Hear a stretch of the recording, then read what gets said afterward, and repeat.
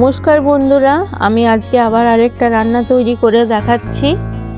মটর ডালের ধোকার ডালনা কিভাবে বানাচ্ছি চলুন আপনাদের সঙ্গে শেয়ার করি। দেখুন, মটর ডালটা রাত্রেবেলায় ভিজিয়ে রেখেছিলাম, মিক্সির বাটির মধ্যে দিলাম। আরেকটা মশলা তৈরি করে নেবো, আদা, লঙ্কা, একটু জিরে। এরপর দেখুন এটাও বেটে নেবো মশলাটা। কড়াইয়ের মধ্যে তেল দিয়ে দিলাম, এরপর একটু হিং দিয়ে দিলাম। মটর ডালটা বেটেছিলাম ওইটা দিয়ে দিলাম কড়াইয়ের মধ্যে। এরপরে ওই যে মশলাটা বাটলাম ওইটা দিয়ে দিলাম, নুন দিলাম, হলুদ দিলাম। এরপরে ভালো করে দেখুন ভেজে নেব।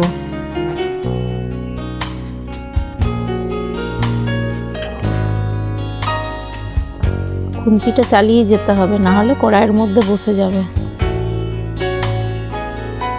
যখন কড়াই থেকে ছেড়ে ছেড়ে আসবে তখন একটা প্লেটের মধ্যে ঢেলে নিয়ে প্লেটের মধ্যে তেল দিয়ে দিলাম। চারিদিকে ব্রাশে করে তেলটা গুলিয়ে নিলাম। এরপরে মটর ডালটা প্লেটের মধ্যে দিয়ে দিলাম। দেখুন হাতে করে চারিদিকে বসিয়ে নিয়েছি। এরপরে ছুরির সাহায্যে কেটে নিচ্ছি। আপনারা যেরকমভাবে সেরকমভাবে কাটবেন, যেরকমভাবে ইচ্ছা।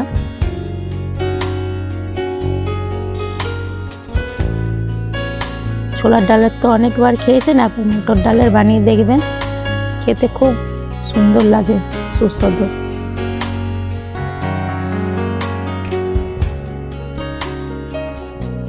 আবার কড়াইয়ের মধ্যে সরষের তেল দিলাম। এরপরে দেখুন মটর ডালের ডগাগুলো ভেজে নেব। লাল লাল করে ভাজতে হবে।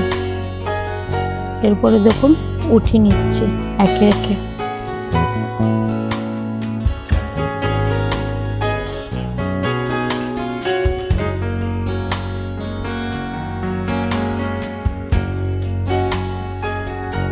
টমেটো দিয়ে দিলাম আর একটু দই দিয়ে পেস্ট করে নেব। কড়াইয়ের মধ্যে আবার একটু সরষের তেল দিলাম, একটু গোটা জিরে দিয়ে দিলাম, হিং দিয়ে দিলাম। এরপরে টমেটো আর দইয়ের পেস্টটা দিয়ে দিলাম। আঁচটা কম রাখতে হবে। এরপর হলুদ গুঁড়ো দিলাম, গরম মশলা দিলাম। এরপরে খুন্তির সাহায্যে একটু মশলাটা নেড়ে চেড়ে নিচ্ছি। কাশ্মীরি লঙ্কা গুঁড়ো দিলাম, নুন দিয়ে দিলাম। আবার মশলাটা ভালো করে নাড়িয়ে নিচ্ছি। চিনি দিয়ে দিলাম স্বাদ অনুযায়ী।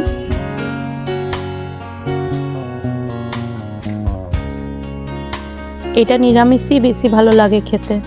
এরপরে জল দিয়ে দিলাম।